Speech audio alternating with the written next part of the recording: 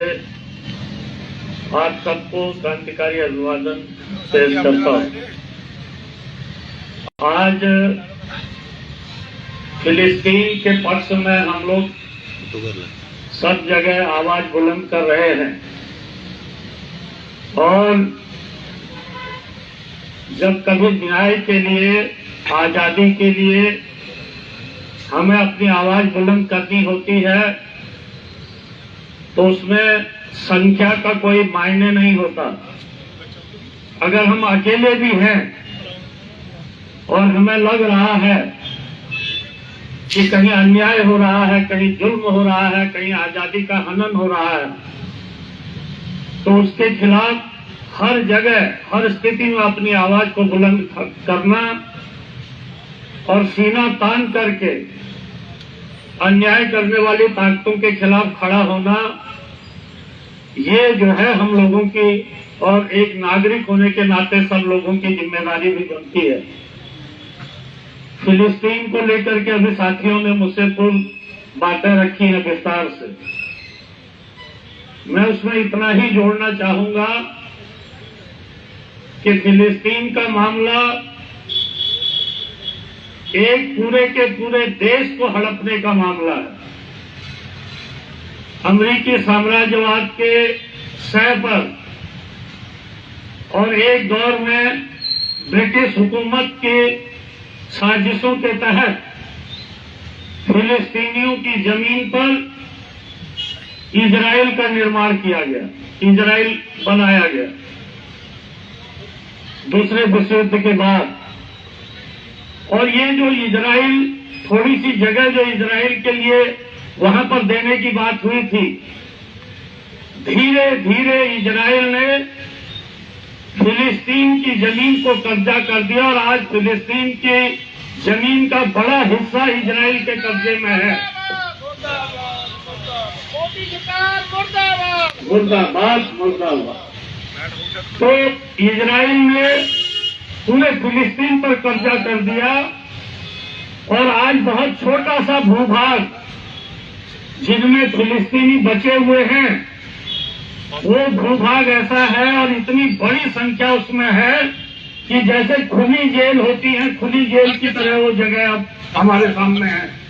और उसको भी आज हमास के नाम पर जो है, हमास के खात्मे के नाम पर इजराइल हड़पना चाहता है, गाजा पट्टी को पूरा हड़पना चाहता है, वेस्ट बैंक इलाके को जो है हड़पना चाहता है।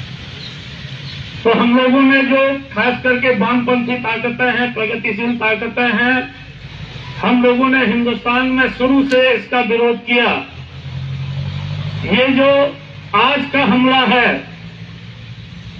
आज के हमले से पहले भी भारत की, पूरे देश की हमारी जो राष्ट्रीय अंतर्राष्ट्रीय नीति रही है, अपनी अंतर्राष्ट्रीय नीति के तहत भारत में चाहे पक्ष रहा चाहे विपक्ष रहा, हमेशा हमारे देश ने फिलिस्तीन का पक्ष लिया, फिलिस्तीन की आजादी का पक्ष लिया और इजराइल के इन हत्यारे कदमों और देश को हड़पने के कदमों के खिलाफ जो है पूरा हिंदुस्तान हमेशा खड़ा रहा।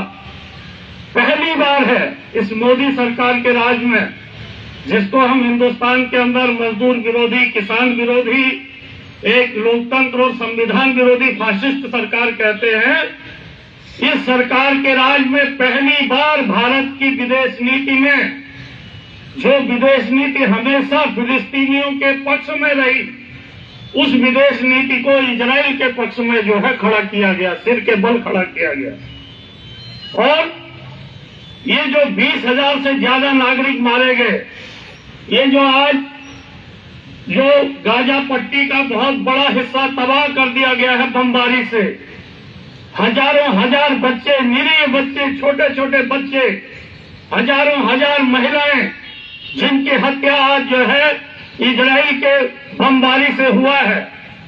दुनिया के अंदर लोकतंत्र का ढोल पीटने वाला अमेरिका उस हत्यारे इजराइल के साथ खड़ा रहा। दुनिया के अंदर लोकतंत्र का ढोल पीटने वाला यूरोप, जो दोनों के दोनों ताकतें हैं, वो ताकतें आज उनका जो लोकतंत्र के नाम पर जो फाशिस्ट नकाब जो लोकतंत्र के नकाब के अंदर जो फासिस्ट चेहरा था वो आज जो है बेनकाब हुआ है।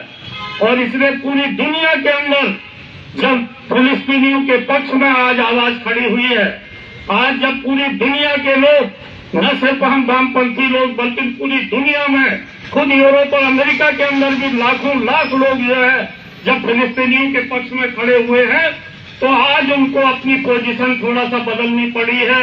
आज भारत सरकार को भी थोड़ा सा शर्म के मारे अपनी पोजीशन बदलनी पड़ी है। लेकिन अभी भी ये ताकतें जो हैं ये इजराइल के साथ खड़ी हैं। और आपने देखा होगा कि फिलिस्तीनी जब उनका पूरा देश छिन गया, उनके संसाधन छिन गए, इराक के अंदर मजदूरी करने वाले वही फिलिस्तीनी हैं अब। और आज इस युद्ध के बाद इजराइल को अब फिलिस्तीनी युद्ध में जो है अब फिलिस्तीनियों को वहां से खदेड़ा गया है। अब उनको मजदूरों की जरूरत पड़ रही है।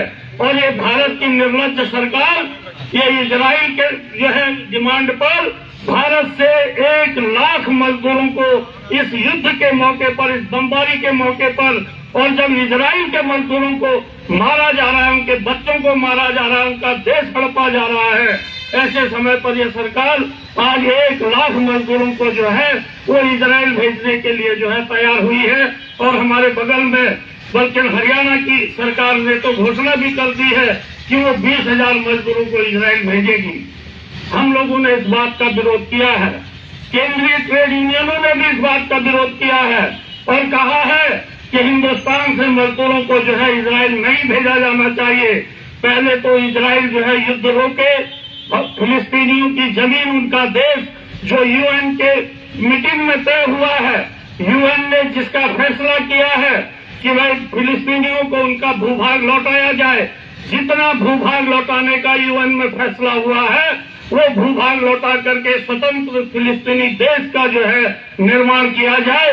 और इसलिए जब तक ये नहीं होता है, युद्ध नहीं रुकता, फिलिस्तीनियों को उनका देश वापस नहीं मिलता, तब तक जो है भारत से ये जो मजदूरों को वहां पर भेजने का काम है ये भी फिलिस्तीनियों के खिलाफ काम है। ये फिलिस्तीनी मजदूरों के खिलाफ भी है और फिलिस्तीन की आजादी के खिलाफ भी है। इसलिए हमको डट करके इस बात का विरोध करना है। तो मित्रों, एक तरफ हमको पूरी दुनिया के लेवल पर, क्योंकि हम एक बेहतर समाज के निर्माण और बेहतर दुनिया के निर्माण का सपना लेकर के लड़ाई के मैदान में है, और इसलिए दुनिया में जहां भी मानवता के खिलाफ काम होता है, जहां भी शांति के खिलाफ काम होता है, जहां भी प्रकृति के विनाश के लिए काम होता है, जो हमारी मानवता के खिलाफ जाएगा, हम उन सारे सवालों पर हमेशा लड़ते रहे हैं। और आने वाले समय में आज साल का पहला दिन है। एक तो साल के पहले दिन संघर्ष के मैदानों में रह करके हम लोगों ने बता दिया है कि हम सालों साल जो लड़ते हैं, हमारे लिए नया दिन कोई जश्न का दिन नहीं है।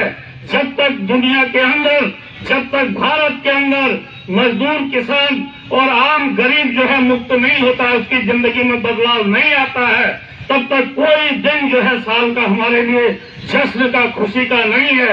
हमारे लिए हर दिन नए नए संघर्षों को आगे बढ़ाने का दिन है।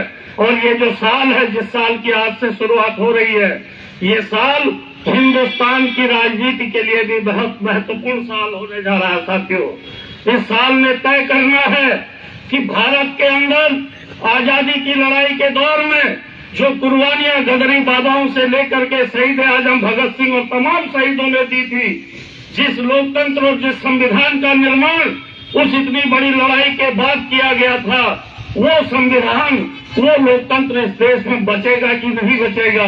आज भी बहुत बड़े हमले जो है लोकतंत्र पर हैं। आज भी संविधान की धज्जियां उड़ाई जा रही हैं। लेकिन अगर इसको पूरी तरीके से खत्म करने की जो साजिशें हैं, पूरी तरीके से हिंदुस्तान के अंदर एक नाजीवादी शासन लाने की जो साजिशें हैं, उसको रोकने का ये साल बहुत महत्वपूर्ण है।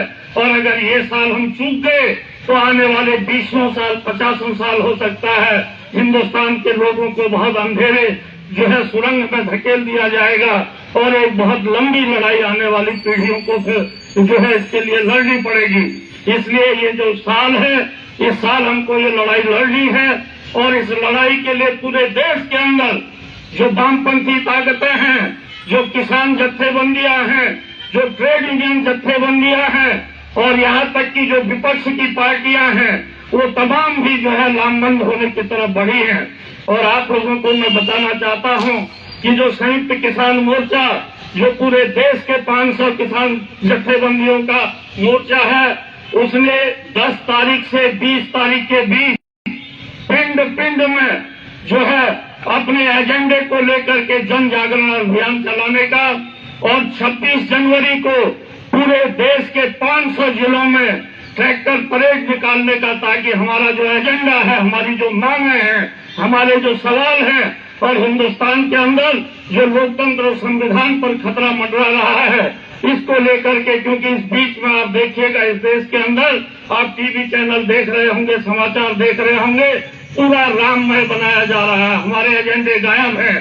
देश के अंदर फांसीवादी निजाम को जो है स्थापित करने के लिए लोगों को धर्म के नाम पर जो है अफीम खिलाई जा रही है, अफीम खिलाई जा रही है।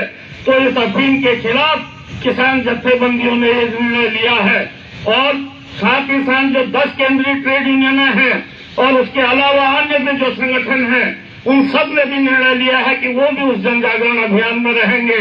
वो जो है हम लोगों को जो ट्रैक्टर परेड पूरे देश में 500 जिलों में होगी, उसमें ट्रेड यूनियनों ने भी कहा है कि हम सहयोग करेंगे। और 16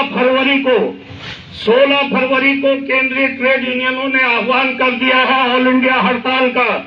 और जो हमारी जो किसान जत्थेबंदियां हैं, संयुक्त किसान मोर्चा, वो भी जो है ग्रामीण भारत बंद का आह्वान करने जा रहा है उसी दिन 16 तारीख को।